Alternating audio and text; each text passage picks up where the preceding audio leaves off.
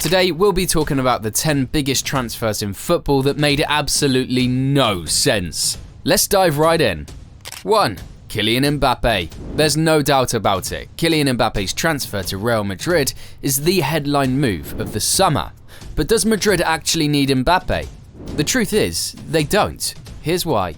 Real Madrid have already conquered Europe 3 times in the Champions League since Mbappe entered the professional scene. They have Vinicius Jr. and Rodrigo in that left-wing position, and adding Mbappe to this already winning machine is just an unnecessary addition of firepower. While the transfer itself might not have cost a transfer fee, the massive sign-on bonus of about 150 million euros definitely makes the entire transfer anything but free. Financially, one wonders if the whole thing is smart, after all. Rodrigo has performed in the most important occasions, like the UCL match against City, and Vinicius might even win his first Ballon d'Or this year. With these players already performing at a high level, Mbappe might struggle to fit in, and his arrival might disrupt the existing team chemistry. But if you think Mbappe's signing is unnecessary, wait till you hear of his former PSG teammates' move to Al Hilal. 2. Neymar to Al Hilal. The decision to bring Neymar to Al Hilal raises eyebrows for a couple of reasons. Firstly, Al Hilal was already a dominant force in Saudi Arabian football. They secured the domestic treble in 2020 and continued their success without Neymar, even clinching another treble in 2024. This suggests their existing squad possessed the firepower to conquer the league. Al Hilal was already a dominant force in the Saudi Pro League before signing Neymar. They had achieved success without him. In other words, they had a strong team capable of winning trophies. Spending a massive 90 million euros on Neymar seems like an unnecessary expense for a team that was already achieving their goals. Besides, the huge transfer fee paid for him, the hefty transfer fee for Neymar and his reported salary of 150 million euros per year is just too excessive. But maybe the whole transfer would have been justified if Neymar could stay fit. He's been consistently injured, and this raises concerns about his ability to justify his high price tag. If he spends a significant amount of time sidelined, then he won't be impacting the team in any way. Just like Eden Hazard. 3. Eden Hazard to Real Madrid. In 2019, Madrid were looking for a replacement for Cristiano Ronaldo, so they signed Hazard. But Hazard's playing style and position on the field is different from Ronaldo's. While Ronaldo thrived as a right winger known for his goal-scoring ability, Hazard was a left-footed playmaker who excelled at dribbling and creating chances. Clearly, they were different profiles, and this mismatch was the first thing that would lead to Hazard's downfall. Interestingly, Madrid already had a talented young winger in Vinicius Jr., who was showcasing his potential, and some felt he could have been groomed to take on a bigger role, potentially making Hazard's arrival seem like an unnecessary gamble on an established but slightly older player. Unfortunately, Hazard's time at Real Madrid was plagued by injuries. These setbacks significantly limited his playing time and prevented him from reaching the form he displayed at Chelsea. Hazard isn't the only big name to underperform in the Spanish league. Ibrahimovic also didn't quite fit in. Looking back, Zlatan Ibrahimovic's move to Barcelona in 2009 seems like a head-scratcher now, right? First off, Barcelona had just won everything the year before with a different striker, Samuel Eto'o. Eto'o was on fire, scoring tons of goals and working really well with the team. So why mess with a winning formula? It seemed like Barcelona didn't really need another big striker. Second, Ibrahimovic is a superstar, a confident player who likes to be the main guy. But Barcelona already had Lionel Messi, another incredible player who's also comfortable leading the attack. Some people worried that these two big egos wouldn't work well together on the same team. Zlatan wasn't happy, Barcelona weren't happy, and Eto'o, well, he ended up winning another treble at Inter Milan the next year. So this transfer seemed like a case of a superstar player not quite matching a team's style, and everyone would have been better off without it, just like City would have been better off without Grealish.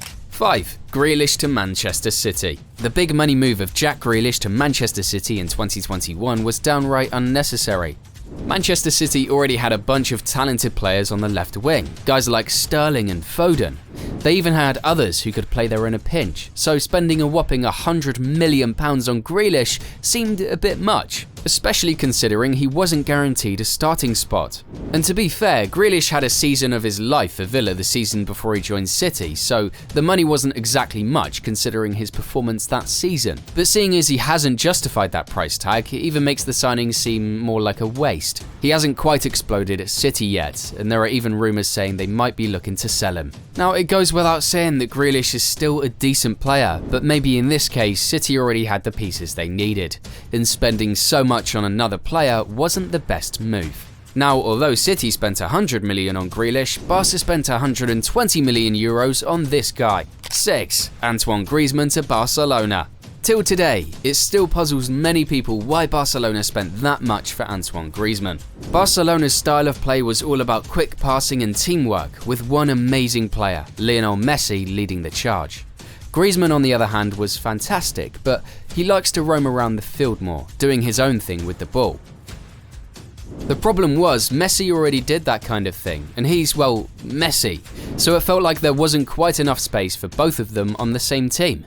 On top of that, Barcelona already had Luis Suarez, another incredible forward. So with Suarez there, it wasn't exactly clear where Griezmann would fit in. Maybe Barca felt Griezmann would understudy Messi and replace the legend when he could no longer perform, because after all, age catches with us all. But in the end, things just didn't click for Griezmann at Barcelona.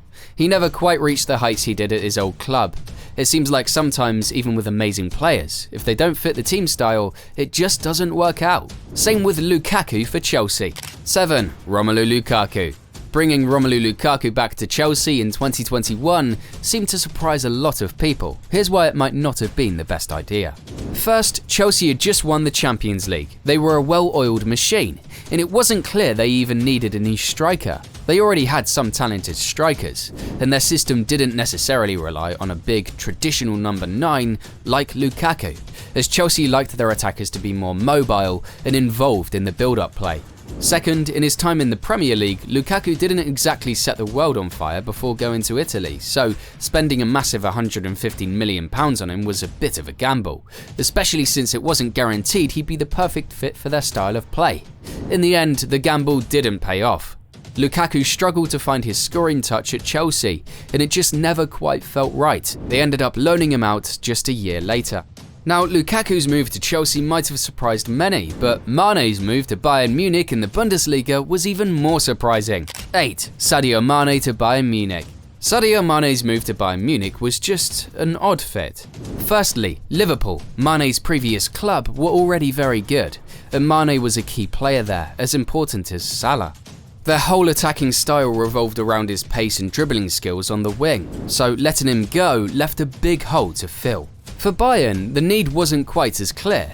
They had just lost Robert Lewandowski, a world-class goalscorer, but Mane is more of a creator and a winger than a central striker. It felt like they were trying to replace one kind of player with someone who wasn't quite the same. As expected, things weren't smooth for Mane at Bayern. He wasn't used to playing a central role, and the team's style didn't quite suit his strengths. In the end, it seemed like both sides realised the transfer wasn't working, and Mane moved on to a new challenge after just one season. Now he plays alongside Cristiano Ronaldo in the Saudi Pro League. Enough of established players like Sadio Mane have been needlessly signing young players as well. 9. Willian Estevao to Chelsea. Chelsea seem to have a knack for signing Brazilian talents. Well, this Palmeiras wonder kid, Willian Estevao, was one of the signings they honestly didn't need. Why? First, Chelsea already had a bunch of talented young wingers. Guys like Cole Palmer, Noni Madueke, and Kendry Páez are all 22 or younger and brimming with potential. So bringing in another young player for the same position seems a bit strange. Second, where exactly will Estevao even play? With so many young wingers already there, it's unclear if he'll even get enough playing time to develop his skills. It's like having a full toolbox and then buying another hammer. Sure, it might be useful eventually, but do you really need it right now? Now, Estevao might be a fantastic player, but Chelsea's focus on acquiring yet another young winger for a crowded position has people wondering if they would have been better off strengthening other areas of the team. 10. Luka Jovic to Real Madrid. Luka Jovic's move to Real Madrid in 2019 seemed to raise eyebrows from the start. And if we go by the outcome of that move, it's safe to say they flopped on that one. Firstly, Real Madrid already had Karim Benzema, a world-class striker who'd been banging in goals for years. Benzema's style involved a lot of movement, dribbling, and creating chances for teammates, not just waiting for crosses in the box. Jovic, on the other hand, is a more traditional target man, good at heading and finishing off crosses. Secondly, Jovic was still young and unproven at the highest level. Sure, he'd scored a bunch of goals in Germany, but the jump to Real Madrid is massive. The pressure, the competition, it can be tough for even the most talented players to handle. In the end, things didn't work out for Jovic at Real Madrid. He struggled to adapt to the system, get playing time, and find his scoring form. After a couple of loan spells, he eventually left the club. Maybe the move to Real Madrid just came a bit too early in his career. Do you agree or disagree? Let us know your thoughts in the comments section below.